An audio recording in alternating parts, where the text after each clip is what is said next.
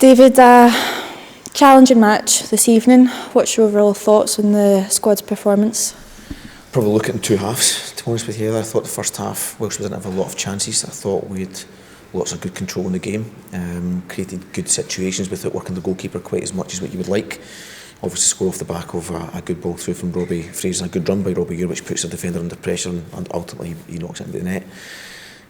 And the message at half time was quite simple about use the size of the pitch against the shape that we were playing. We felt that if we used our wide players on the touch lines and we circulated the balls quickly at speed, then we would cause them more problems, but we slowed the game down.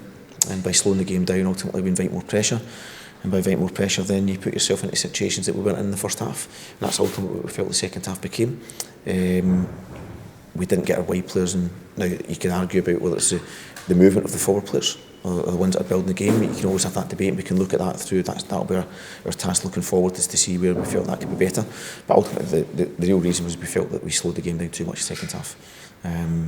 And obviously, look at whether it's a penalty or not, it almost becomes irrelevant. And obviously, from a throw-in as well, we lose the second goal. So it's on us. We ultimately changed how we played the second half, which was not conscious. It was simply a subconscious decision that happened during the game.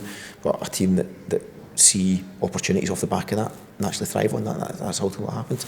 Listen, Bonnyrigg, they've won the league, so they'll that's not the first time they've seen opportunities like this where a team's about to change how they've played, and they've took advantage of that, and that's obviously the biggest disappointment. You mentioned it there, it was a game of two halves. The boys did really seem to find their rhythm in the first half and throughout the second as well, but do you feel like the penalty was almost a turning point? No, I don't. I think the turning point was ultimately when we started the second half, we didn't move the ball quick enough. So I think that ultimately, when they get the goal, people see that as a turning point, because obviously that takes it back to one each. But for us, it was absolutely about how we started. Right through the group, we just weren't move the ball quick enough. We weren't making the best decisions. We allowed pressure to come as near as the pitch that wasn't happening in the first half, and that ultimately becomes our downfall.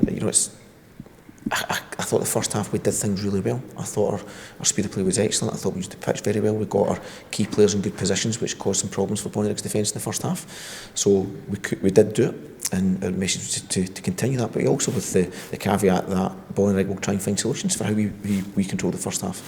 But I think it'll come off for us mostly off the back of our speed of play, and that ultimately, as I say, we believe is the biggest turning point in the game rather than the goal. You've said previously that games like this, challenging games, you prefer because the boys can take more from it. I suppose you can take a lot from this game, putting up a tough fight against the league winners this season. Yeah, you're absolutely right. I think you find more situations that you can speak about in these games to look at to improve, and most of that will come from the second half.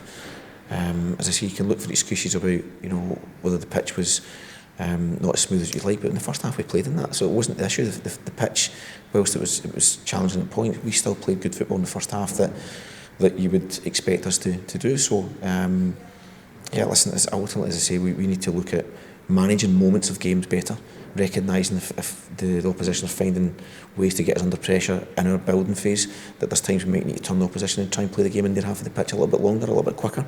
But ultimately, as I say, making sure we don't invite the game and the pressure on our first and second phase of the build. So that'll be the biggest learning points for us.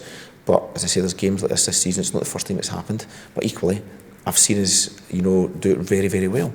So it's about trying to get consistency. When the game changes, it becomes more difficult. It becomes closer to how the opposition want to play rather than us. We have to try and find solutions quicker and maybe find a way of playing that's maybe not exactly how we want to be, but it takes the pressure out of the game and makes the game about the opposition back line rather than about our first two-thirds of the pitch.